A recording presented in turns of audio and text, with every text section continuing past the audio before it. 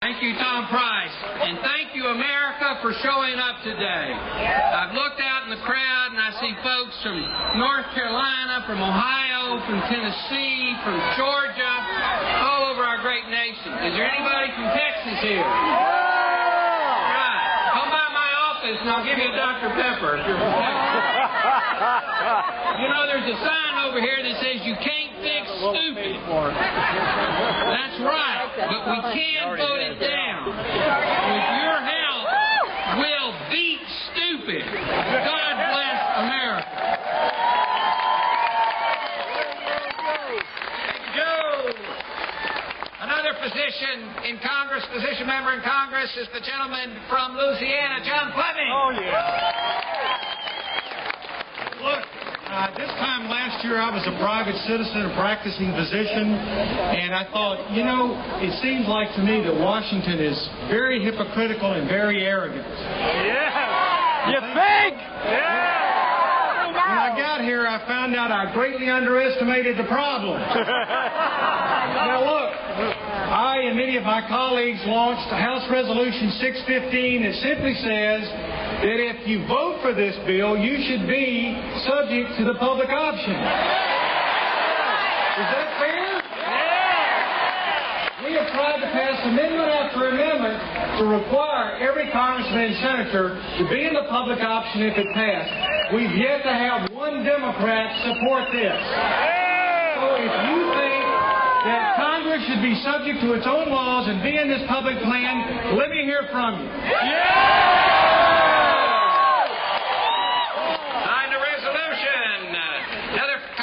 Georgia, Mr. Nathan Deal. Thank you, Tom. Do you still believe the Constitution is a relevant document for our country? Yes!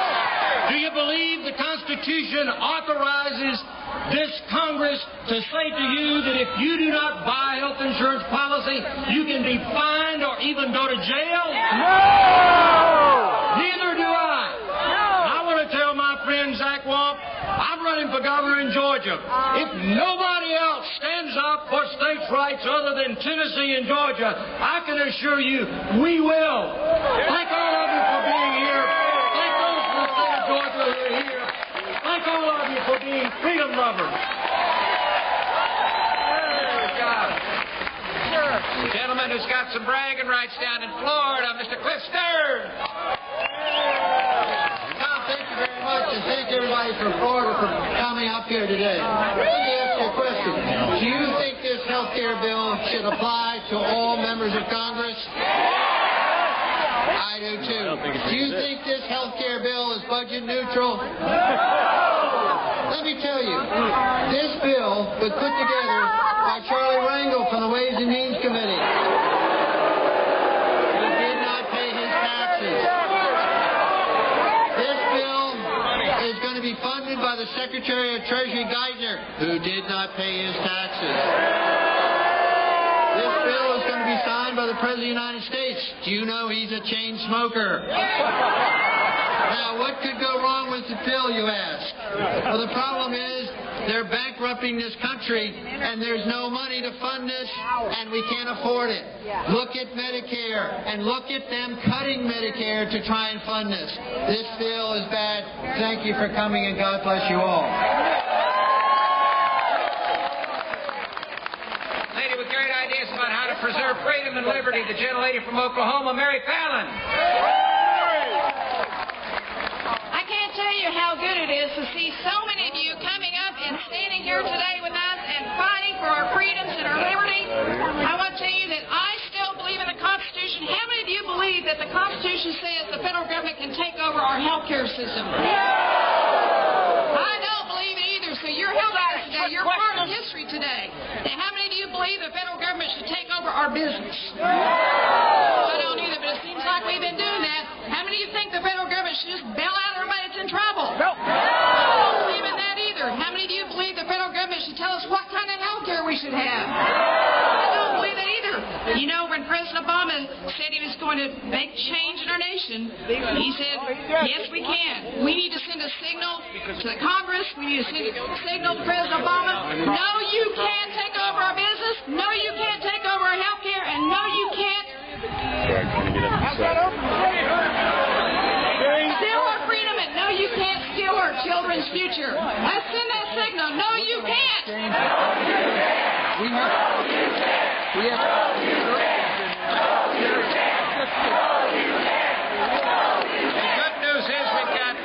Alternative solutions that you know about that incorporate liberty and freedom. The lady who knows all about those, the gentlelady from Ohio, Jean Schmidt. Thank you all for coming here and showing us that we are Americans. This is our house, and we are going to be listened to. We're halfway there, but let me tell you a little secret. When we're not voting in there, we're in one of those three buildings over there, Rayburn, Longworth, and Cannon. So I invite you, when the rally's over, to travel in those halls, look on the walls, find your congressperson, and walk in. Yes, you can walk in. And let them know how you feel about this bill. Let's kill this bill. God bless you. Go, Jean. A gentleman who's been fighting for freedom for a long time here in Congress, the gentleman from Illinois, Don Manzullo.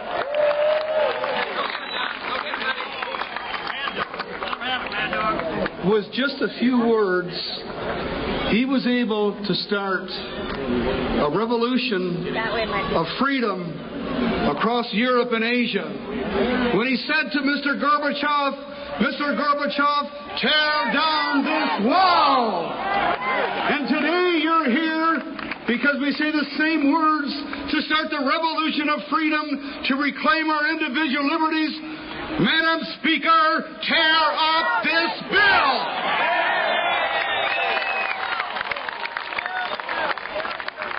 Gentleman from Ohio, Mr. Jim Jordan.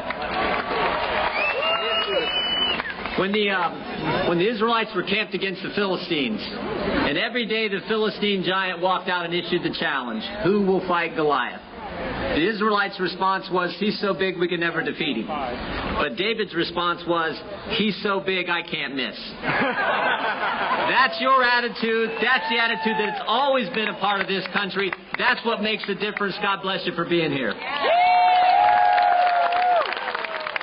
Another fellow physician in the United States Congress, the gentleman from Louisiana, Dr. Bill Cassidy. Bill. I'm going to be short. I'm going to be sweet. You being here is so important. But that is not going to stop the bill. I think we can say that you being here is not the end. It's not the beginning of the end, but it's the end of the beginning. And it's important for you to keep up the fight, to continue the fight, and at the end of this bill will be killed. Thank you. The great state of Texas sends all sorts of great individuals here to Washington. One of them is Mr. John Culberson. Thank you, Tom. For my part, as a foot soldier in the fight to restore the American Republic, to take back this capital for we the people, it has always been my solemn covenant to my country, to my constituents, that I will always keep my word, that I will always strictly honor and adhere to the Constitution, and do everything in my power to get the government out of my life, out of my pocket, and let Texans run Texas. Thank you very much.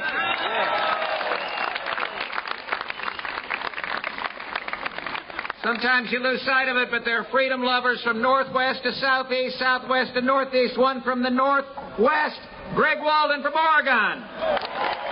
Thank you very much. I think there are people here from Oregon today. Where are you? Let's hear it for the great state. For nearly 22 years, bit of a trip. My wife and I were small business owners.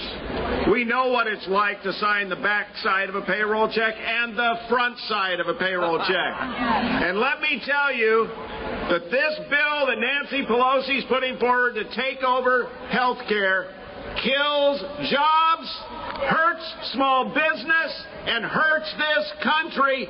Thank you for being here to help us stop it, and know that we have a Republican alternative.